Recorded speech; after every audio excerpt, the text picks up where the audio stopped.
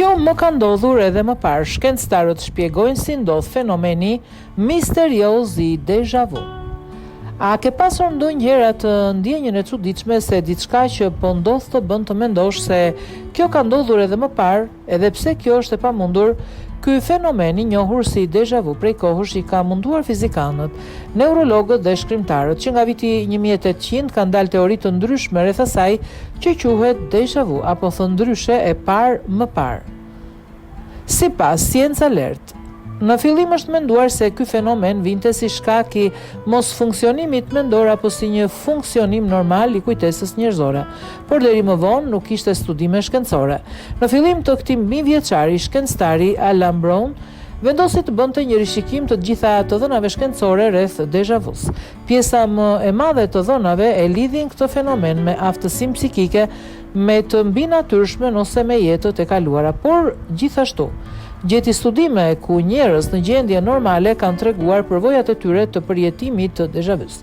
Nga ato dhënat e gjetura, shkencëtari arriti të përcaktojë se afërsisht 2/3 e njerëzve përjetojnë déjà vu në një moment të jetës. Sipas tij, shkaku më i zakonshëm i krijimit të déjà vus është një vend apo skenë, dhe gjithashtu një tjetër shkak mund të jetë edhe një bisedë.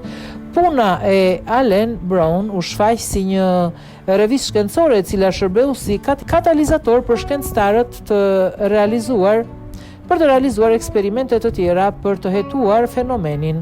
Testimi déjà vus në laboratorin e psikologjisë, i nxitur nga puna e Brown, psikologët filluan të kryenin eksperimente që synonin testimin e hipotezave rreth mekanizmave të mundshëm të déjà vus.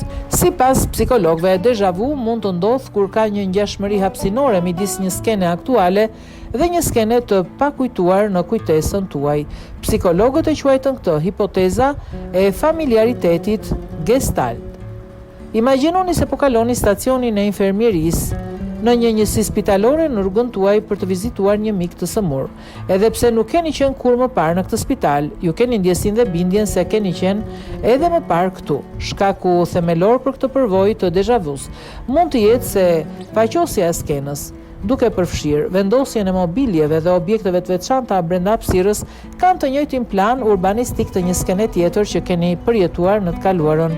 Sipas hipotezës së familiaritetit gestalt, nëse kjo situatë e mëparshme me një plan urbanistik të ngjashëm me atë aktual nuk ju vjen në mendje, mund të mbeteni vetëm me një ndjenjë të fortë familiariteti për situatën aktuale, shpjegojnë psikologët.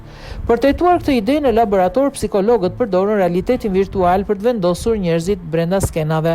Në këtë mënyrë, ata mund të manipulonin mjediset ku njerëzit gjendeshin, disa skena ndanin të njëjtin plan urbanistik, ndërkohë që nuk ishin identike. Siç parashikohej, déjà vu kishte më shumë gjasa të ndodhte kur njerëzit ishin në një skenë që përmbante të njëjtin rregullim hapësinor të elementëve si një skenë mëparshme që ata shihnin por nuk mbanin mend.